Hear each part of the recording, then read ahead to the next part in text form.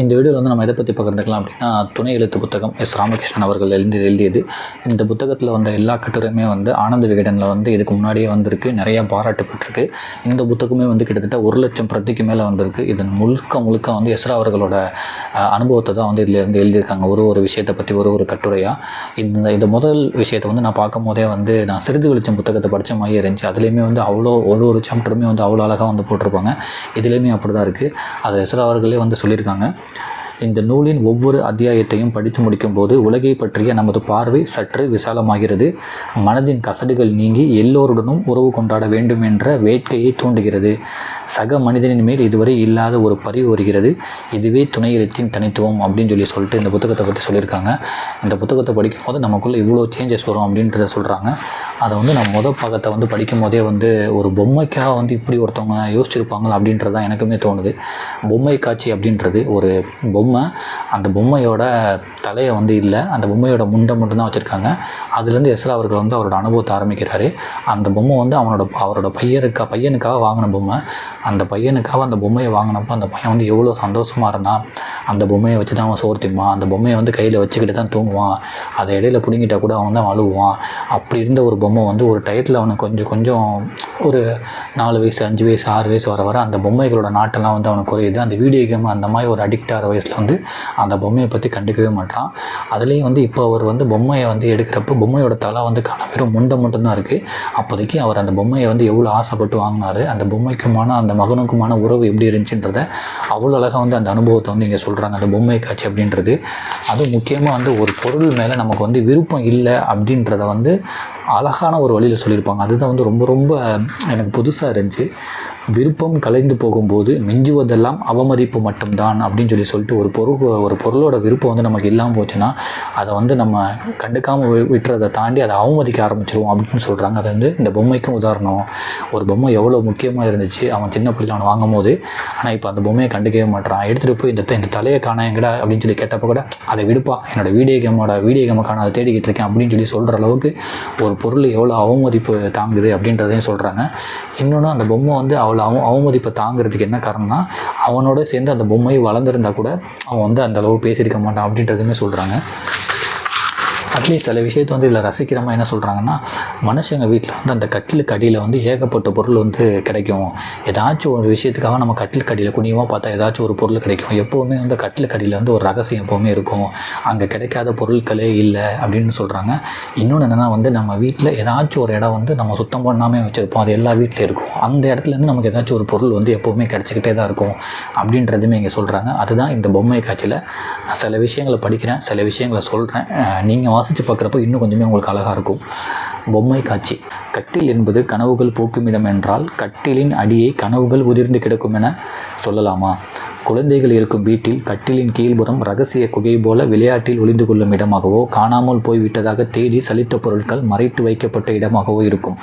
தவழும் குழந்தையை பல நேரங்களில் வீடெங்கும் தேடி காணாத போது அது கட்டிலின் அடியில் உட்கார்ந்து கொண்டு கையில் கிழித்த காகிதத்தை ரகசியமாக வாயிலிட்டு சுவைத்து கொண்டிருப்பதை கண்டிருக்கிறீர்கள் தானே?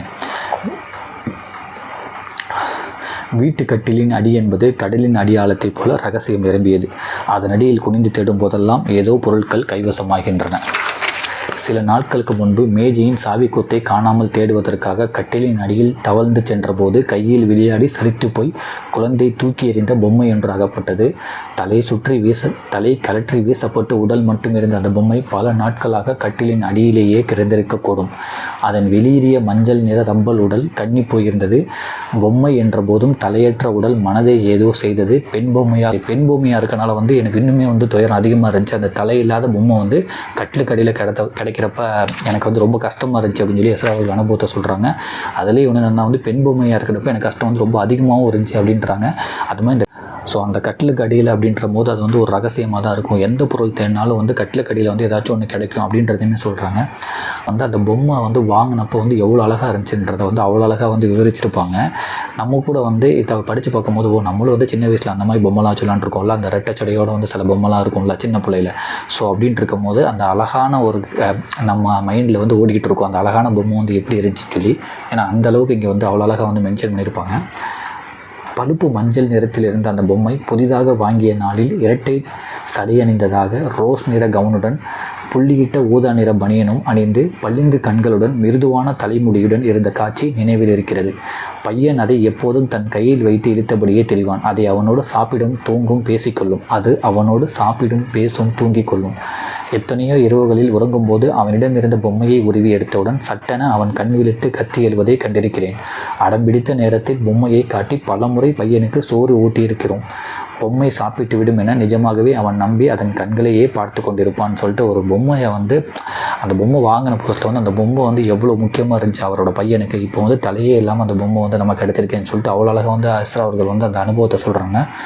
அது இல்லாமல் இன்னொன்று வந்து ஒரு படத்தை பற்றி சொல்கிறாங்க. அதாவது சீனாவில் வந்து ஒரு இளவரசர் வந்து இருந்தார். இந்த பொம்மைகளுக்கும் இப்போ நான் சொல்ல போகிற ஒரு சின்ன ஒரு கதைக்கும் வந்து சம்மந்தம் இருக்குது. ஒரு படத்தில் வந்து சொல்கிறாங்க, தி லாஸ்ட் எம்பரர் அப்படின்னு சொல்லி ஒரு படம். அது வந்து ஒரு சைனாவில் வந்து ஒரு இளவரசர் வந்து இருந்திருக்காரு.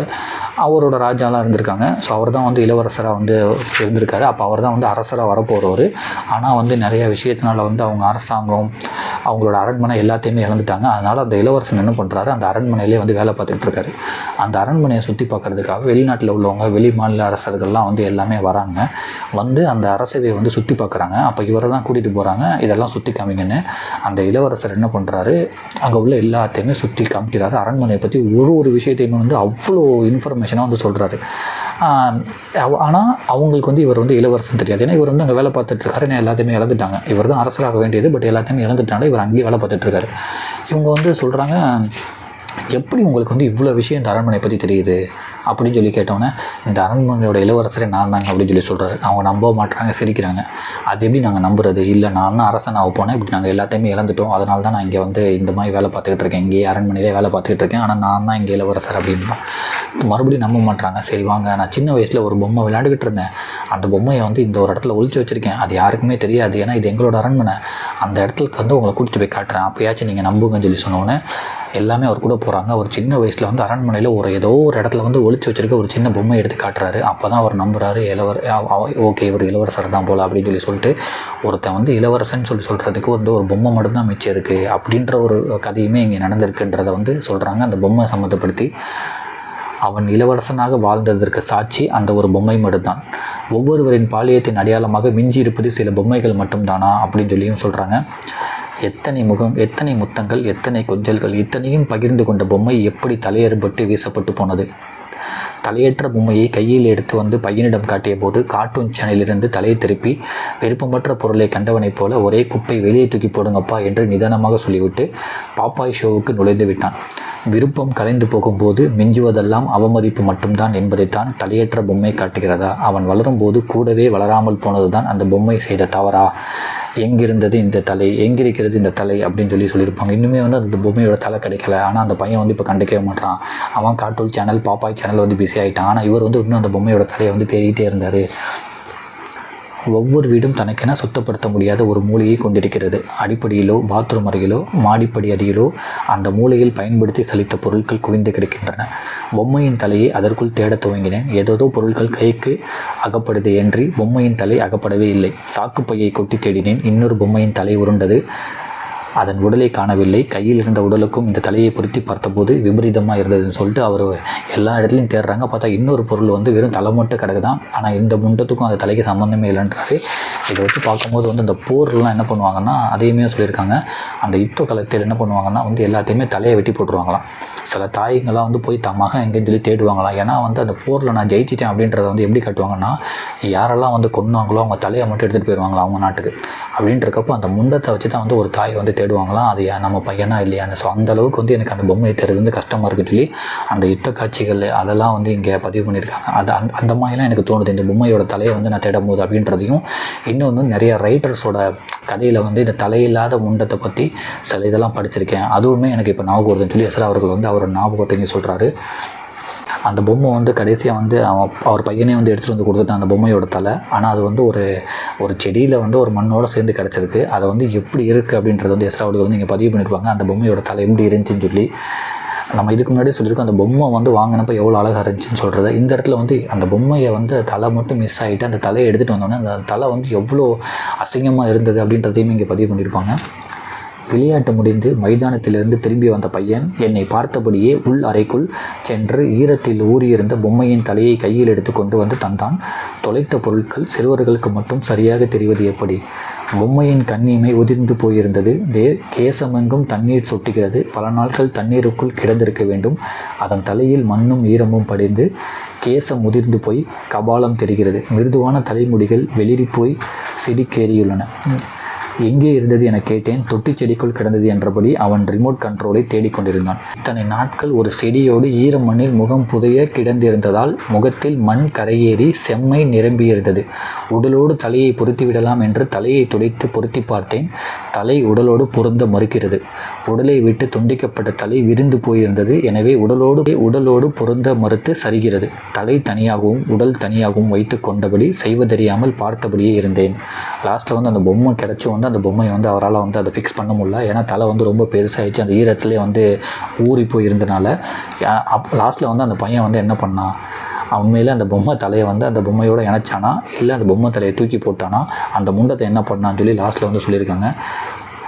லைட்டை போடுவதற்காக அறைக்குள் வந்த பையன் கையில் இருந்த பொம்மையை வாங்கி கொண்டு வெளியேறி போனான். சில நிமிஷங்களுக்கு பிறகு அவன் குரல் என்னை அழைத்தது. எழுந்து போய் பார்த்தபோது பொம்மையின் ரப்பர் உடலுக்குள் மண்ணை நிரப்பி சிறிய செடியை சொருகியிருந்தான். லாஸ்ட்டில் என்ன பண்ணிட்டான், நீங்கள் ரொம்ப நேரமாக இதை ஃபிக்ஸ் பண்ணிகிட்டு இருக்கீங்க, அதெல்லாம் சரியாக வராதுன்னு சொல்லிட்டு பையன் என்ன பண்ணான்னா பொம்மையோட தலையை வந்து எடுத்துகிட்டு போயிட்டு பொம்மையோட முண்டத்தில் வந்து உள்ள தண்ணியை உள்ளே வந்து மண்ணெல்லாம் போட்டு அதில் செடியை வச்சுட்டானா. ஆனால் அந்த தலை எங்கேன்னு சொல்லி கேட்டாராம். அந்த தலையை அவன் என்ன பண்ணான்றதையுமே இங்கே சொல்லியிருக்காங்க. பொம்மைக்கு புதுசாக தலை முளைச்சிருக்கு பாருப்பா என்றபடி அவன் சிரித்து கொண்டிருந்தான். சிறிய பசிய இலைகள் காற்றில் ஆடிக்கொண்டிருந்தன. மண் தொட்டிகளோடு பொம்மையும் நின்று கொண்டிருந்தது. அதன் அறுபட்ட தலை எங்கே என்று கேட்டேன். தெளிவை காட்டினான். பாலித்தீன் காகிதங்களுக்கு நடுவே தலை சலனமில்லாமல் வீழ்ந்து கிடந்தது. பார்க்க மனமில்லாமல் கண்களை திருப்பி கொண்டேன்னு சொல்லிட்டு அந்த பையன் வந்து அந்த பொம்மையோட தலையை வந்து தூக்கி போட்டான் வெளியில். அந்த முண்டத்தை மட்டும் மண்ணை நிரப்பி செடி வச்சிட்டான். பட் அதுவே வந்து எஸ்ரா அவர்களுக்கு பார்க்க ரொம்ப கஷ்டமாக இருந்துச்சுன்னு சொல்லி இங்கே லாஸ்ட்டாக ஒரு பதிவு பண்ணியிருக்காங்க. என்னென்னா, பாலித்தீன் காகிதங்களுக்கு நடுவே தலை சலனமில்லாமல் வீழ்ந்து கிடந்தது. பார்க்க மனமில்லாமல் கண்களை திருப்பிக் கொண்டேன். பொம்மைகளின் உடலில் ரத்தம் ஓடுவதில்லை என்பதுதான் ஒரு பொம்மையை பொம்மையாக வைத்திருக்கிறதா? நீயும் பொம்மை நானும் பொம்மை, நினைத்து பார்த்தால் எல்லாம் பொம்மை என்ற ஜேசுதாஸின் பாடல் உங்களுக்கு பிடிக்குமா? எனக்கு அந்த பாடல் பிடிக்க துவங்கிய நாள் அன்றுதான் சொல்லிட்டு இந்த பொம்மையை பற்றி முடிச்சிருக்காங்க. ஒரு சின்ன பொம்மை, அதோட தலை வந்து பிஞ்சிருச்சு. நம்ம எத்தனையோ விளையாட்டு பொருளை வந்து அசால்ட்டாக நம்ம கடந்து போயிட்டோம். ஆனால் ஒரு விளையாட்டு பொருள், அந்த பொம்மை, அதை வந்து எப்படி இருந்து வாங்கினேன், அதை வாங்குறப்ப எவ்வளோ அழகாக இருந்துச்சு. அது வாங்கினப்போ அந்த பையன் வந்து அதுக்கு எவ்வளோ பிடிச்சிருந்தான். அதுக்கப்புறம் அவன் வளர வளர அந்த பொம்மையுமே வளராது. அப்போ அந்த பொம்மையை வந்து அவன் எவ்வளோ வெறுக்க ஆரம்பித்தா, கண்டுக்காமல் ஆரம்பித்தான். இப்போ வந்து அதை பற்றி பெருசாக இதே பண்ணிக்காமல் தலையை பாட்டுக்கு அவன் தூக்கி போட்டுட்டு முண்டத்தை மட்டும் ஒரு செடியை மட்டும் போட்டு வச்சிட்டானே. இதுதான் வந்து ஒரு பொம்மைக்கான அனுபவம் அந்த பையனை பொறுத்தவரையும். ஆனால் நமக்கு அந்த பொம்மை எப்படி வாங்கியிருப்போம், அதை எப்படியெல்லாம் வச்சுருப்போன்றதெல்லாம் வந்து என் மண்டைக்குள்ளே ஓடிக்கிட்டே இருந்துச்சு அப்படின்றத வந்து எஸ்ரா அவருக்கு பதிவு பண்ணியிருப்பாங்க. வெறும் ஒரு பொம்மையை மட்டுமே வச்சு இவ்வளோ ஒரு 3-4 பேஜுக்கு வந்து அவ்வளோ அழகான இன்ஃபர்மேஷன் வந்து அனுபவத்தை வந்து சொல்லியிருப்பாங்க. நம்மளுமே நிறைய சின்ன வயசில் வந்து விளையாண்ட பொம்மையெல்லாம் வந்து நம்ம மைண்டுக்கு வந்துட்டு போகிறோமா இங்கே இருக்கும். ஆனால் அந்த புக்கு பின்னாடி எழுதியிருக்கிறது உண்மை தான். சிறிது வெளிச்சமே வந்து இந்த மாதிரி தான் இருக்கும். அவரோட சிறிது வெளிச்சம் புத்தகமே, இந்த புத்தகமே வந்து அவர் இங்கே சொல்லியிருக்கிறது வந்து நம்ம முதல் பகுதியிலே தெரியுது. இந்த நூலின் ஒவ்வொரு அத்தியாயத்தையும் படித்து முடிக்கும்போது உலகை பற்றிய நமது பார்வை சற்று விசாலமாகிறது. மனதின் கசண்டுகள் நீங்கி எல்லோருடனும் உறவு கொண்டாட வேண்டும் என்ற வேட்கையை தூண்டுகிறது. சக மனிதனின் மேல் இதுவரை இல்லாத ஒரு பரிவு வருகிறது. இதுவே துணை எழுத்தின் தனித்துவம் சொல்லிட்டு இந்த துணை எழுத்து புக்கு சொல்லியிருப்பாங்க. நம்ம முதப்பாக இந்த பொம்மையை பற்றி படித்தோடனே வந்து அந்த பொம்மைக்கு மேலே இதுவரை இருந்ததை விட இப்போ எக்ஸ்ட்ரா ஒரு மைண்டில் வந்து நிற்கிது. பொம்மைனாவே இப்படி இருக்கும் இப்படி நமக்கு வந்து இப்படி வாங்கி கொடுத்துருப்பார் போல் நம்ம அப்பாலாம் அப்படின்ற மாதிரி ஒரு இடத்துல வந்து நிற்கிது இப்போ அந்த பொம்மை இந்த பகுதியை படித்தோடனே. ஸோ நீங்கள் வாய்ப்பு வந்து அந்த புத்தகத்தில் உள்ள எல்லா பகுதியுமே படிங்க. நம்ம அடுத்தடுத்த வீடியோவில் வந்து இந்த புத்தகத்தை பற்றி தான் வந்து நம்ம ஒரு வீடியோ போடுவோம். நன்றி.